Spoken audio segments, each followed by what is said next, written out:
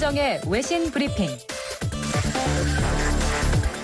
네, 밤사이 들어온 주요 국제 뉴스들 정리해드립니다. 문희정 국제정치평론가 전화로 연결합니다. 평론가님 안녕하세요. 네, 안녕하세요. 네, 헝가리 유람선 사고가 벌써 이제 오늘로 1주기가 됐습니다. 그런데 아직도 책임자 처벌이 제대로 이루어지지 않았다고요?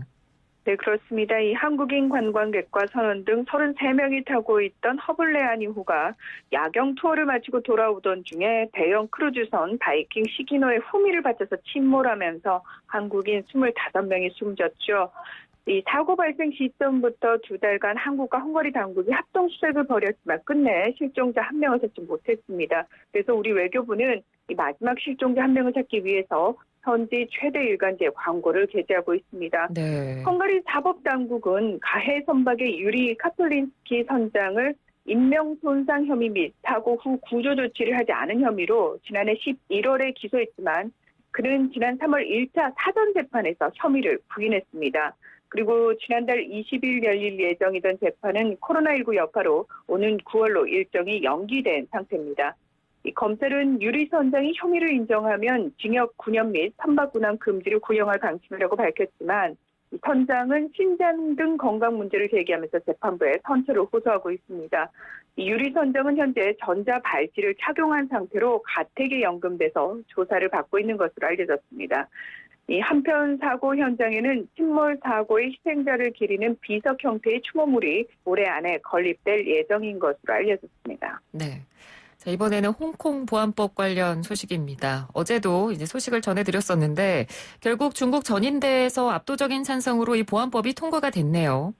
네, 그렇습니다. 이 홍콩 국가보안법, 정확한 명칭은 홍콩 특별행정구의 국가안보를 수호하는 법률 제도와 집행기재 수립 및 완비에 관한 전국인민대표대회의 결정입니다. 네. 이 결의안이 찬성 2,878표, 반대 1표, 기권 6표로 말 그대로 정말 압도적으로 통과가 된 건데요.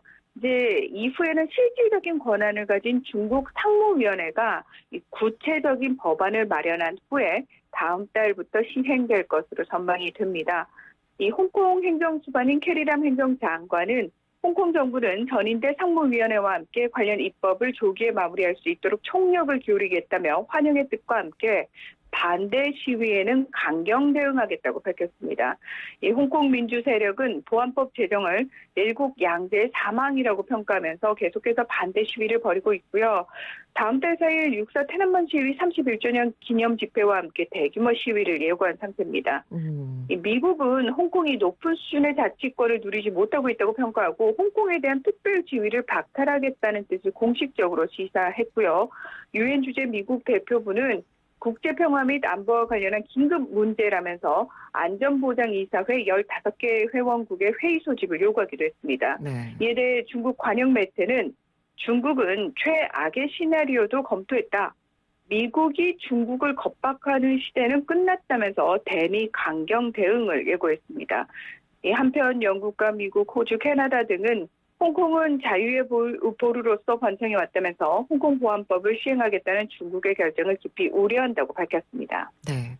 그리고 이 홍콩 보안법 제정에 또 가장 민감할 수밖에 없는 또 하나의 나라가 바로 대만일 텐데요. 이 홍콩인들을 지원할 전담팀을 구성을 했다고요?